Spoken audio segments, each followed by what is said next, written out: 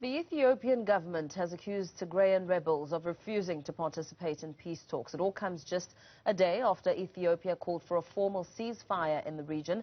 The war between the two regions erupted close to 2 years ago and has left Tigray with food shortages and without basic access to services. An unknown number of people have been killed, with millions either displaced or in need of humanitarian assistance. For more on this, I'm joined by independent political analyst Ebrahim Deen.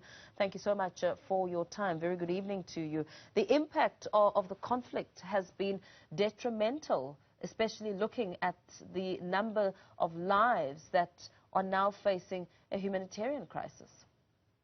Yes, I mean, the WHO and WFO released reports just this week, stating that basically 40 million people are now in severe need of food aid, up by 40% from earlier this year, that only 20% of fuel has been allowed into Tigray, for example, meaning that many of the very rural regions of Tigray, which itself is quite rural, there's severe malnutrition, there's stunting, there's infant mortality increases, and that's coupled with the fact that, there's injuries from the war. In the war, and both sides had committed mass rape, human rights abuses, and in a sense, there's, what you call now something like ethnicides, in a sense, happening in Tigray, a population of 6 million.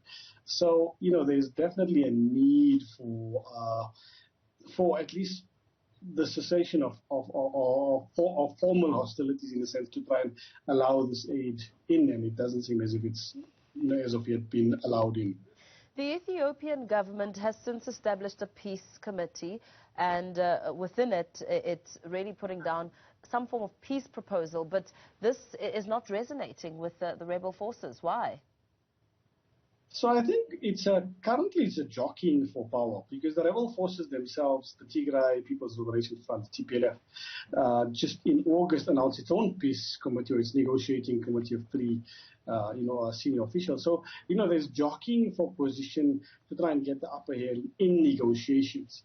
So there does seem to be, the negotiations are going to happen because the TPLF is in a very dire position and, is in a sense having to accept most of the government's assurances and the EDIS is in the ascendancy at the moment. But there is questions about sequencing. So the TPLF first wants services to be reinstituted before negotiations start, whereas the EDIS feels that it has the upper hand and that it wants negotiations without preconditions. And also there's contestation over the mediator, who would be the mediator and the role of the mediator in a sense. But at the moment, because the government has the upper hand and is in the ascendancy in a sense, having consolidated control over much of the country, it generally would be understood that they would first need to allow humanitarian aid to actually create the environment for peace negotiations. Because what has happened over the past 2 years has been quite, in a sense, the enmities and the ethnic cleavages have mutated and, in a sense, metastasized. And there needs to be, the environment needs to be conducive, otherwise the TPLF itself will lose some legitimacy. I suppose this has now created an element of mistrust between the two sides. Yes, I mean, there was already mistrust. I mean, partially, in the start, it seemed to be the TPLF was largely to be blamed.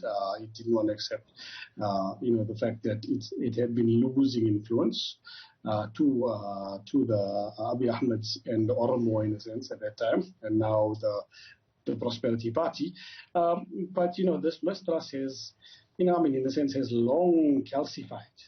And it's going to be very difficult in that sense. Now, what doesn't help the situation is that, the many, not just the TPLF, believe that the African Union has been prejudiced and biased in the negotiations and partisan in the negotiations. And that's why, there's contestation over the mediator. But, there does seem there's a stalemate at the moment. The government won't be able to consolidate control of Tigray, and for a coherent territorially integrated Ethiopia, Tigray is required, or the region is required, and so there does need to be negotiations on both sides. It does seem at the moment as if, because the government is in the ascendancy, the TPLF will likely have to accept its demands, and now is also just trying to save face a bit more. You make mention of the Tigray People Liberation Front reiterating a call and a return for basic services. But on the other hand, there's a lot of blame that it's placing on the government, especially when it comes to what they say is provoking its forces. I mean, that just seems to be jockeying and also an attempt. The WHO and the WFP released reports this week, specifically looking at Tigray and actually talking about the dire humanitarian situation. The UN, for example, calls it the worst humanitarian crisis in the world at the moment. And the government in Addis then issued the statement calling or saying that peace negotiations will commence soon, in an attempt to actually divert attention away, from the dire conditions, from these reports. And the TPLF is just, in that sense, trying to play the media, look at the narrative, and actually place the narrative back on Tigray and get more focus on the humanitarian situation. So, it's in a sense trying to control the media narrative at the moment. This week's contestation, the bigger issues are about what's going to happen in terms of sequencing, in terms of Western Tigray, and but there does seem to be from both sides an understanding that there has to be a negotiation. Now, the government has the upper hand, and the issues are going to be quite serious, but there does seem to be this willingness from both sides to actually negotiate. So where to from here? With the willingness from both sides, surely this now should result in some form of a peaceful resolution. That's going to be very difficult because the enmity, as you said, has been created over the past 2 years. But also, Ethiopia is, there's a centralization of power in a state which is very regionalized and ethnicized, or ethnically, what they would call ethnic confederalism. Or democratic confederalism. Part of Tigray, for example, is now occupied by the Amara, which is very close to Abiy Ahmed, and it's unlikely that will be returned to Tigray. That's a very big, stumbling block in negotiations. Also in terms of, the power and the control, and how much power would the government in Addis now want the TPLF to have at that local level. So, there's very serious issues to be negotiated.